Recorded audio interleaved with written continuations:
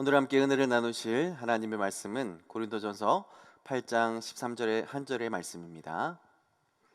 고린도전서 8장 13절 한 절의 말씀을 다 같이 한 목소리로 봉독하도록 하겠습니다. 그러므로 만일 음식이 내 형제를 실족하게 한다면 나는 영원히 고기를 먹지 아니하여 내 형제를 실족하지 않게 하리라. 아멘. 성도 여러분, 고기 좋아하세요? 저는 엄청 좋아합니다. 딱 봐도 좋아하게 생겼죠? 그런 입장에서 오늘 본문에 사도 바울이 영원히 고기를 먹지 않겠다라는 이 결단이 상당히 충격적으로 다가왔습니다. 고난주간 한 주 정도 고기를 먹지 않겠다라는 것은 이해가 될 수 있습니다. 물론 저로서는 상당히 어려운 일이겠지만, 그러나 그리스도의 고난에 참여한다라는 그 마음으로 충분히 결단할 수 있습니다. 그런데 평생 고기를 먹지 않는다라는 것은 정말 쉽지 않은 결단 아니겠습니까? 혹시 저만 그런가요?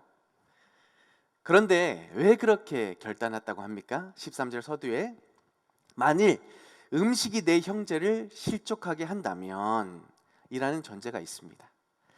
실족한다라는 말은 믿음을 떠난다 혹은 신앙적으로 큰 낙심이 들었다라는 말입니다.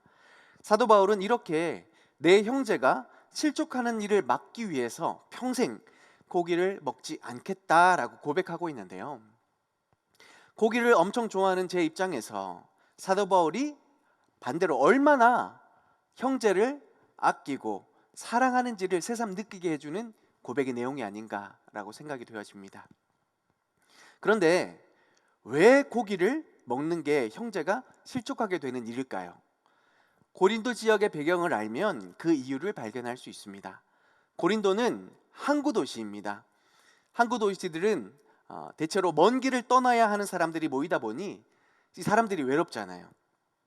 그러다 보니 자연스럽게 퇴폐적인 문화가 자리 잡았고, 그러다 보니 고린도 교회 안에서도 성적인 문란에 대해 경고하고 질서를 잡고자 하는 그 내용들이 고린도전서 5장에 나와 있습니다. 그리고 오늘 본문에 우상에게 바쳐진 제물을 먹는 문제를 또 8장과 10절에서 다루는데요, 이것은 우상들의 신전이 고린도에 가득하면서 독특한 시장 구조가 형성되었기 때문입니다. 시장에서 파는 고기들은 거의 우상의 제물로 바쳐진 이후에 시장에 유통되다 보니까 고린도 안에서 적잖은 갈등이 일어나게 됩니다. 이런 거죠. 우상의 제물로 쓰여진 고기를 우리가 어떻게 먹을 수 있느냐, 절대로 그럴 수 없다라는 강경파의 입장과 세상에 우상이 어디 있느냐, 하나님은 한 분뿐이시고 다른 신은 절대로 있을 수 없으니 그건 그저 고기일 뿐이다, 하나님은 고기를 우리에게 선물로 주셨기 때문에 먹을 수 있다 라는 주장이 첨예하게 갈등하고 있었습니다. 성도님들, 어떻게 생각하십니까? 고기를 먹어도 됩니까? 아니면 먹지 말아야 합니까? 네, 아마 성도님들 개개인적인 신앙의 가치와 또 양심, 생각이 있기 때문에 저마다 입장이 다르실 수 있습니다. 그런데 우리가 이 문제에 대한 결론을 내리기 전에 중요하게 생각해야 해볼 문제가 있습니다. 그것은 바로 신앙을 무자르시 딱 한 번에 나눌 수 있는 절대적인 기준이 있는 부분이 있고, 저마다의 환경과 처지에 따라서 탁 잘라 나눌 수 없는 부분이 있기도 합니다. 지금까지 계속 거론되고 있는 성도가 술과 담배에 대해서 어떻게 하느냐라는 문제, 또 주일에 경제활동을 하느냐 마느냐에 대한 문제, 또 돈을 써도 되느냐 말아야 되느냐라는 문제, 이런 문제가 바로 이와 같다라는 것입니다. 성도 여러분, 술 담배 해야 됩니까? 하지 말아야 됩니까? 수요 예배 정도 오시는 분들이라면 당연히 하지 말아야 됩니다 라고 생각하실 겁니다. 그런데요, 평생을 술 담배를 하고 살아온 입장에서는 이게 정말 쉽지 않은 일인 것 같습니다. 제가 어르신 한 분을 전도하게 됐었습니다. 한참을 복음에 대해서 진지하게 들으시다가 눈빛이 달라지시더라고요. 그러면서 마지막에는 나도 이 예수님 한번 믿고 싶다. 그러면 어르신 교회 오셔야 됩니다 라고 얘기했는데, 그제서 갑자기 근심이 가득하신 거예요. 교회 나가려면 술 담배 끊어야 되는 거 아니에요? 이렇게 질문할 때, 네 어르신 술 담배 다 끊고 교회 오십시오 라고 제가 이렇게 대답하겠습니까? 아니죠. 어르신 그건 문제가 안 됩니다. 지금 어르신의 영혼이 구원받는 게 더 중요하지. 그 구원의 기쁨과 감격을 누린다면 술 담배 문제는 더 이상 문제가 되지 않습니다 라고 말씀을 오히려 드릴 수 있을 것 같겠죠.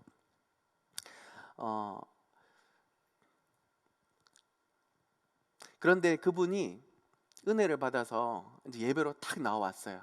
이 앞에 탁 앉아 계시는데, 이 앞에는 대부분 중직자들이 계시잖아요. 근데 담배 냄새가 나는 거야. 네, 또 술 냄새가 나는 거죠. 그러면 그 스토리를 아는 사람일지언정 모르실 수도 있고요.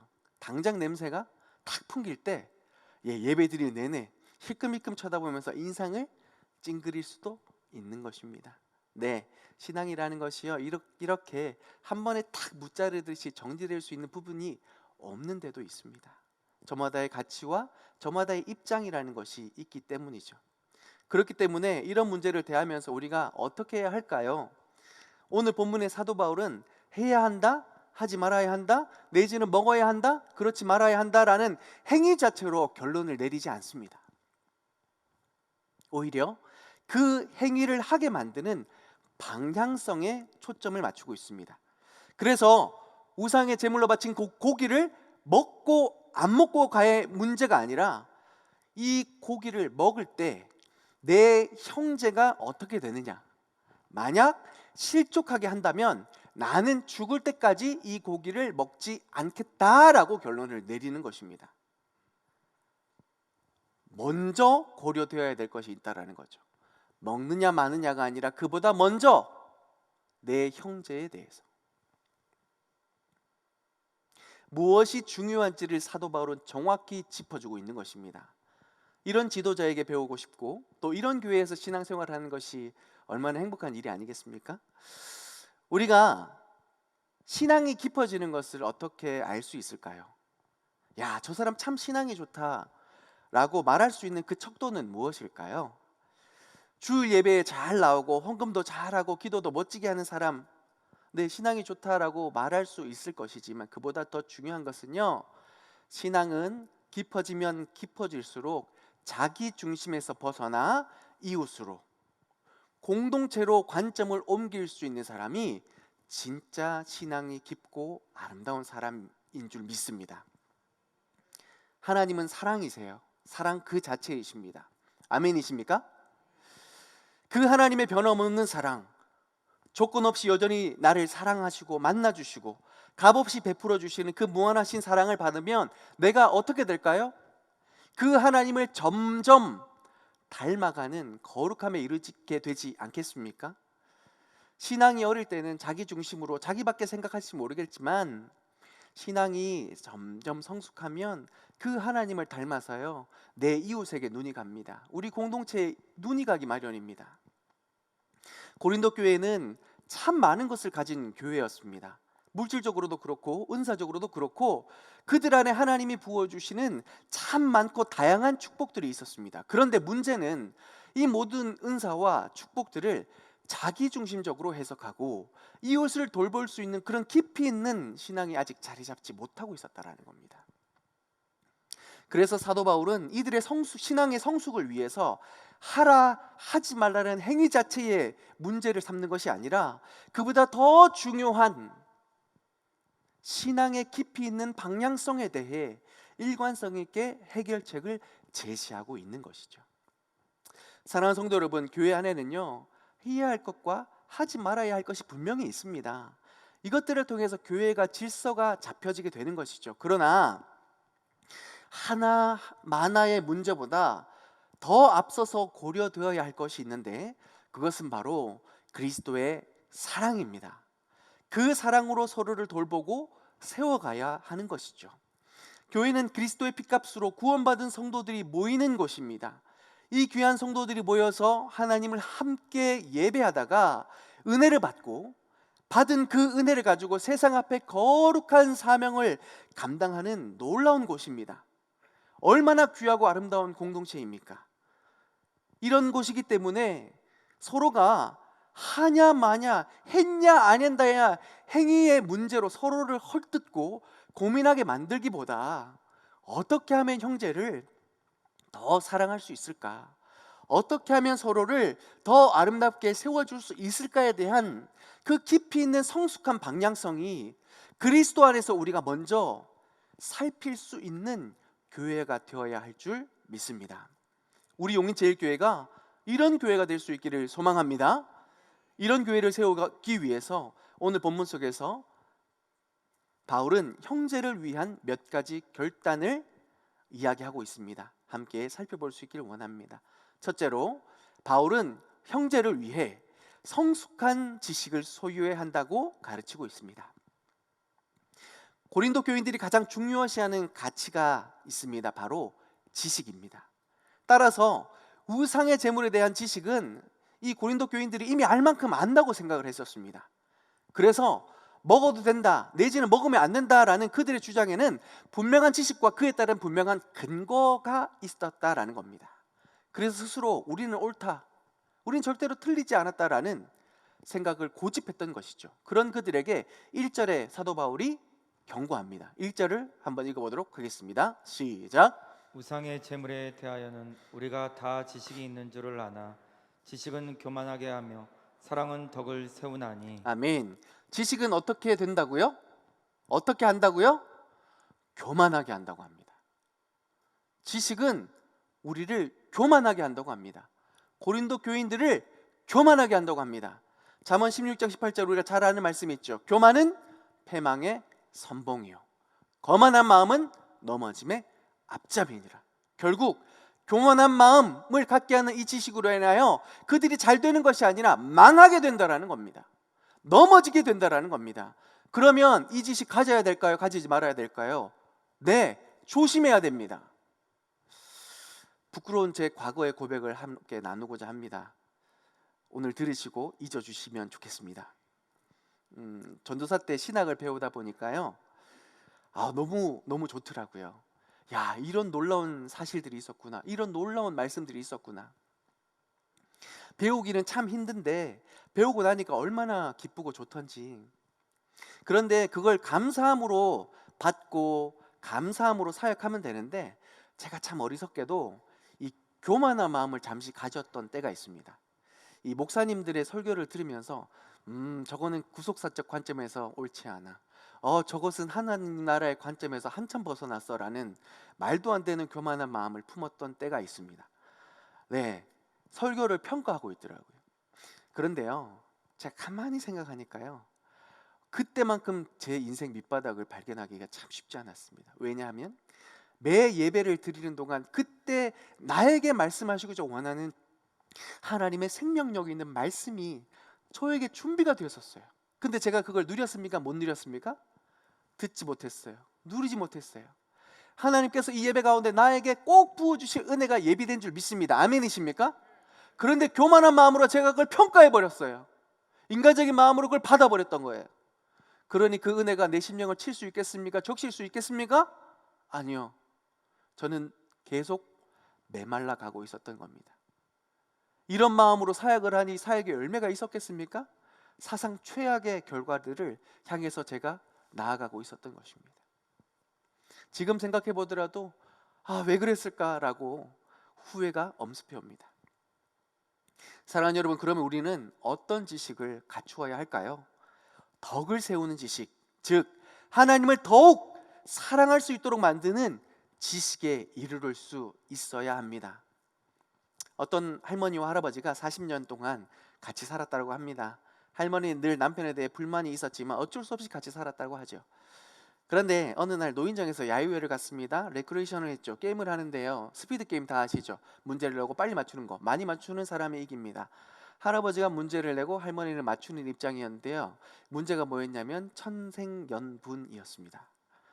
그래서 할아버지가 어떻게 문제를 설명했냐면 자네와 나 사이라고 얘기했습니다. 그래 할머니가 일말의 망설임도 없이 이렇게 대답했다고 합니다. 왼수. 할아버지가 적잖이 당황을 하셨지만 빨리 이 문제를 맞추기 위해서 아니 두 글자 말고 네 글자 빨리 말해 라고 얘기했더니 무슨 대답을 했을까요? 평생 왼수. 참 웃기지만 마냥 웃을 수만은 없습니다. 여러분 댁에 왼수를 모시고 계십니까? 아니면 평생 돕는 배필 하나님이 약속하신 영혼의 동반자를 모시고 계십니까? 좋아서 만났고 사랑해서 결혼했지만 사람은 안에는 어쩔 수 없는 연약함이 있는 것 같습니다. 그래서 가정에서도 사랑하기보다는 싸우기가 더 많고, 가정 안에서뿐만 아니라 직장 안에서도요. 사랑하는 아내와 이렇게 싸울 텐데 직장 안에서 어떻겠습니까? 너무너무 어려운 관계들 속에 힘들어하실 것입니다.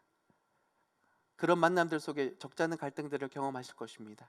그런데요, 시간이 지나면 지날수록 또 관계가 깊어지면 깊어질수록 더 귀하고 아름다운 만남, 후회함이 없는 만남이 우리에게 예비되어 있습니다. 바로 살아계신 우리 하나님, 사랑 그 자체이신 우리 하나님과의 만남이 우리에게 약속되어 있는 줄 믿습니다.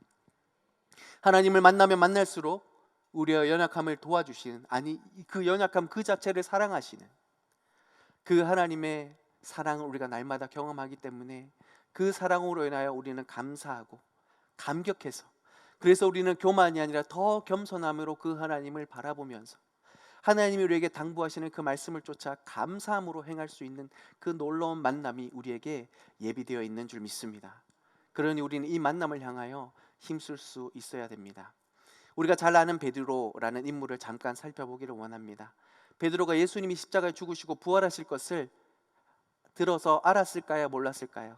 알았습니다.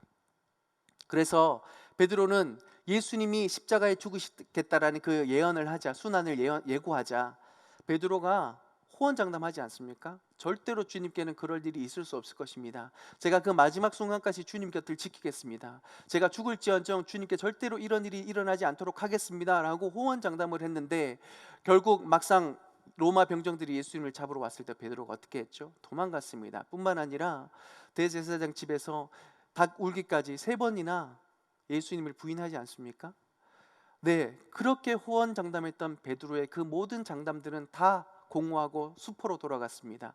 부끄럽기 짝이 없어서 고향으로 돌아가 업으로 숨죽여 지내왔던 그 베드로의 모습 우리는 너무나 잘 알고 있습니다. 그런데 그 베드로에게 사랑하시되 죽기까지 사랑하신 예수 그리스도께서는 약속하신 대로 말씀이 육신이 되어 이 땅에 내려오셨을 뿐만 아니라 제자들을 사랑하시되 죽기까지 사랑하셨고, 마침내 죽을 수밖에 없는 온 이스라엘의 백성들, 온 인류를 위하여서 주님은 모진 고난을 다 감당하셨을 뿐만 아니라 죽음으로 십자가에서 그 사랑을 증명하셨습니다. 뿐만 아니라 사망 권세를 깨뜨리시고 약속대로 그는 부활하셔서 못 박힌 손과 발을 베드로에게 보이시며 나타나셨습니다. 그리고 과거를 묻지 않으시고 무엇을 물으셨습니까? 요한의 아들 시몬아, 그럼에도 불구하고 네가 나를 사랑하느냐? 라고 질문하십니다. 그리고 그를 다시 있는 모습 그대로 불러주시는 그 사랑을 우리는 말씀 속에 발견하시지 않습니까? 저는 매일 성경을 보고 기도해야 하는 가장 중요한 이유가 바로 이와 같다라고 생각합니다. 매일의 말씀 속에서 얼마나 내가 베드로와 같았는지, 아직도 나의 고집과 자만으로 무너진 삶을 수습하지 못하고 있는 이 기가 막힌 상황들을 발견하면서 말씀과 기도 가운데 다시금 하나님 앞에 은혜를 구하고 도움을 구하는 것이야말로 후회함 없이 우리를 만나주시는, 있는 모습 그대로 우리를 온전케 하시는 그 주님을 만나는 가장 위대한 선택이라고 저는 생각합니다. 그래서 오스왈드 챔버스 목사님은 주님은 나의 최고봉이라는 책에서 이렇게 기록합니다. 말씀하십니다.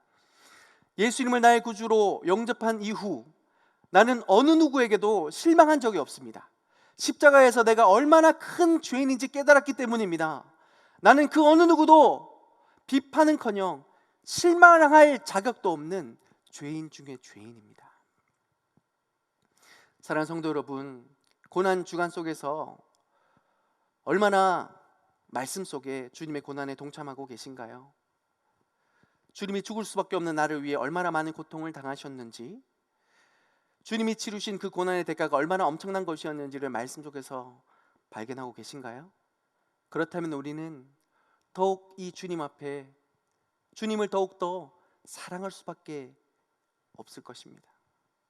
그리고 그 주님이 베푸신 은혜를 생각하면 생각할수록 교만이 아니라 겸손함으로 더욱더 하나님 앞에 이런 성숙한 지식, 하나님을 더욱더 사랑할 수밖에 없는 그 지식 가운데로 나아갈 수 있게 되는 줄 믿습니다.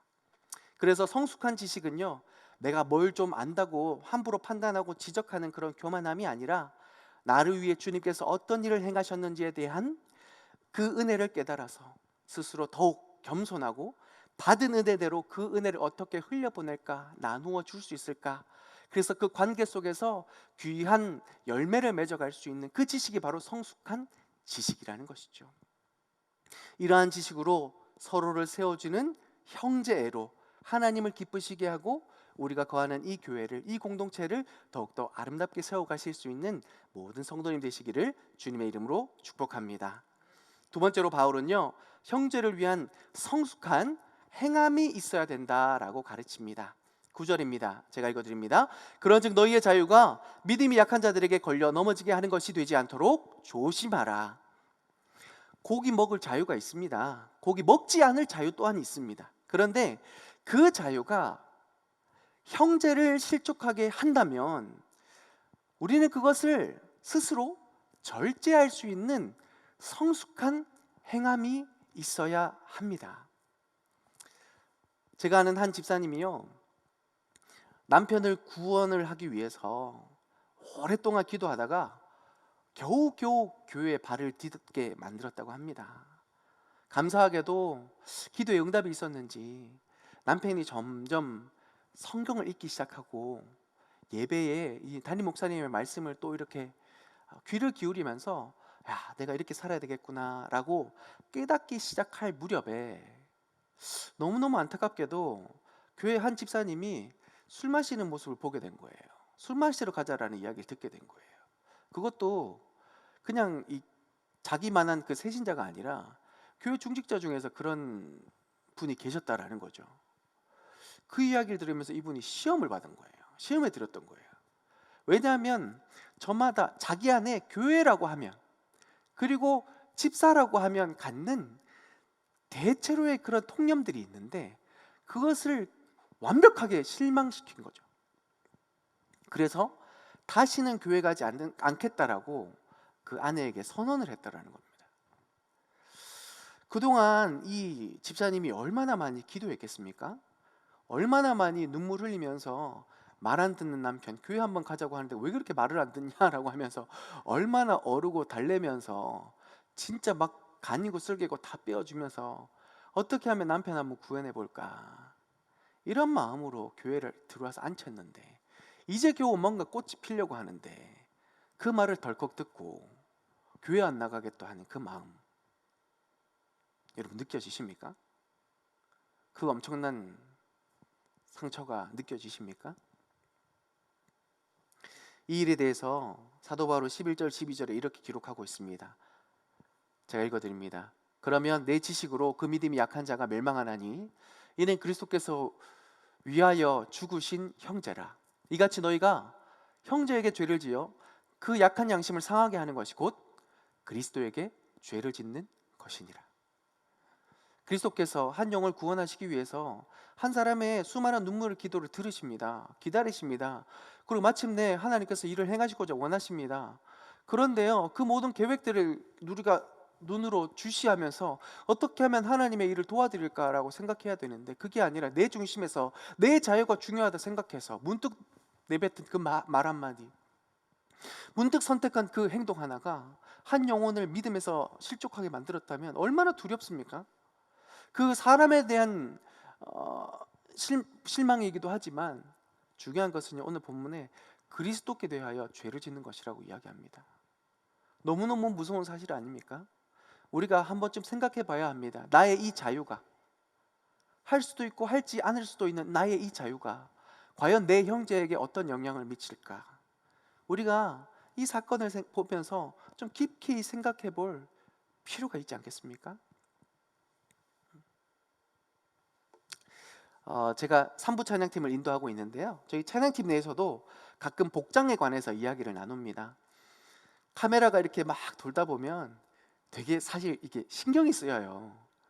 그래서 앞에 이렇게 제 모습이 이렇게 나타날 때도 진짜 신경이 쓰여요. 그래서 머리 모양, 옷 매무새 되게 신경을 쓰는데 그런데 아무리 예쁘게 보이고 싶어도 노출이 심하거나 남들이 불편해할 만한 복장은 하지 말자고 늘 약속을 합니다. 심지어 치마도 입지 말자, 무릎 위로 올라가는 치마는 입지 말자, 이렇게 막 약속을 하기도 해요. 정말 시대착오적인 발상 아닙니까? 세상에 어떻게 치마도 입지 말라니, 정말 구시대적 발상 아니겠습니까?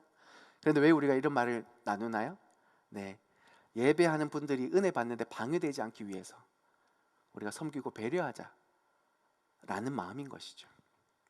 고린도전서 10장 23절 24절에 이런 말씀이 있습니다. 함께 읽어보시겠습니다. 시작. 모든 것이 가하나 모든 것이 유익한 것은 아니요 모든 것이 가하나 모든 것이 덕을 세우는 것은 아니니 누구든지 자기의 유익을 구치 구하지 말고 남의 유익을 구하라. 아멘. 네, 모든 것이 가능합니다.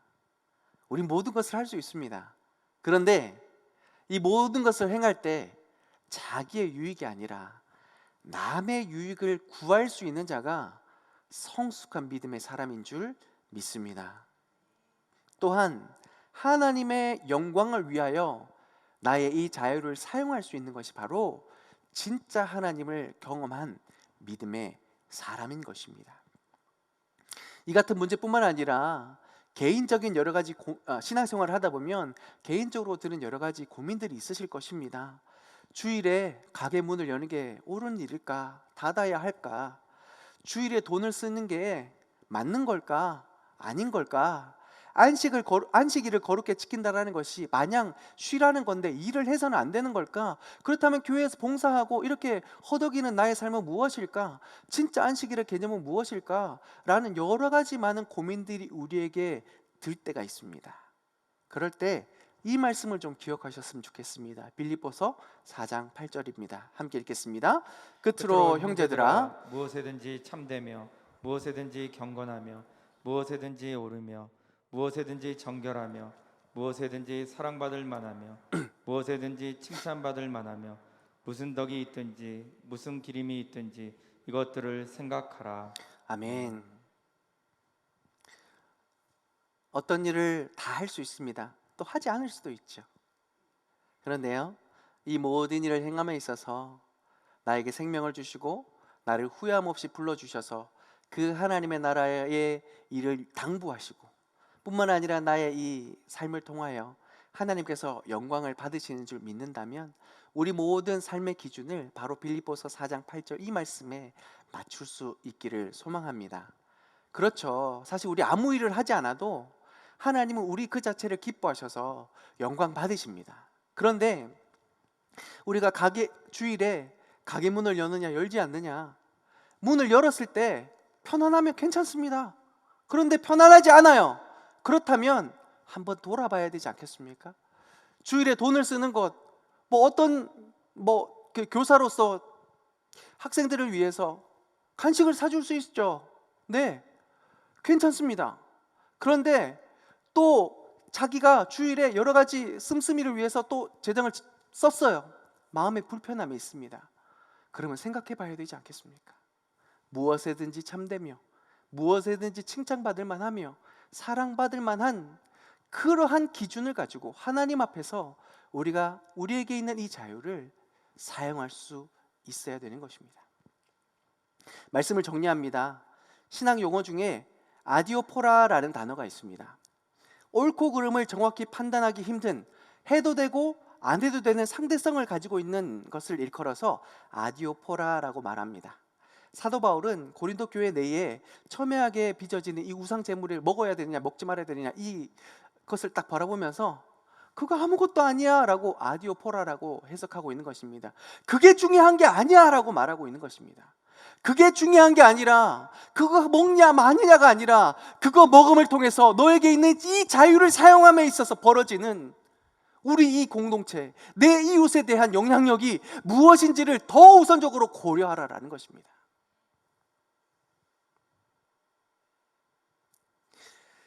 우리는 이를 위해서 성숙한 지식이 있어야 됩니다. 내 자신의 관점을 넘어서서 이웃을 위한, 공동체를 위한 더 하나님을 사랑할 수밖에 없는 그 지식을 향하여 나아가야 합니다. 뿐만 아니라 성숙한 행함이 있어야 됩니다. 정말로 나의 이 자유를 이웃을 위해 사용할 수 있는 믿음의 결단이 있어야 됩니다. 우리가 갈수록 참 힘들고 어려운 시대를 살아갑니다. 교회는 갈수록 힘들고 어렵습니다. 그런데 사랑하는 성도 여러분, 이 마지막 때에 우리 영인제일교회가 어떤 모습으로 서 있기를 소망하십니까? 여러분, 어떤 교회에서 행복하게 신앙생활하고 싶으십니까? 교회에 발을 디뎠을 때 정말 하나님의 은혜가 넘쳐나는 그 예배, 뿐만 아니라 이 예배 이후에 성도들이 함께 모였더니 서로가 서로를 아껴주고 세워지는 교회, 서로가 맘 놓고 주의를 힘쓰다가 정말 하나님의 성령의 열매를 맺어갈 수 있는 그런 교회, 그래야 주님 다시 오실 때까지, 마지막 때까지 주님의 마음을 시원케 해야 되는 그 사명 앞에 사로잡혀가는 그 교회, 그런 교회가 하나님이 주목하시는 교회이지 않겠습니까? 그런 교회를 우리가 만들어 가기 위해 교린도 교회가 안고 있는 이 문제를 우리가 잘 한번 살펴보면서 하고 말고 먹고 말고의 문제가 아니라 그보다 더 중요한 성숙한 가치가 우리의 신앙 안에 분명히 있어야 될 것이 있다는 것을 꼭 기억하면서 성숙한 지식, 성숙한 행함으로 하나님 앞에 존귀한 믿음의 삶을 살아가실 수 있기를 주님의 이름으로 축복합니다.